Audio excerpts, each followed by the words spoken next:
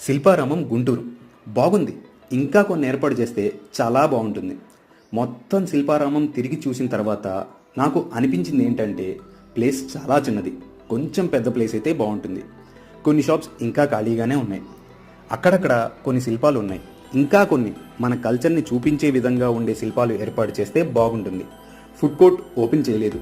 ఇప్పటి మన జనరేషన్కి తెలియనిది పాతకాలం నాటి వంటలతో ఫుడ్ కోర్ట్ ఓపెన్ చేస్తే బాగుంటుంది.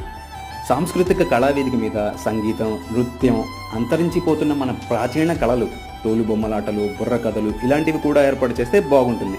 ఆటలు పిల్లలతో కలిసి పెద్దవాళ్ళు కూడా ఆడుకునేటట్టు మనకు తెలియని మన తాత ముత్తాతల జనరేషన్లో ఉండే ఆటలను ఏర్పాటు చేస్తే బాగుంటుంది.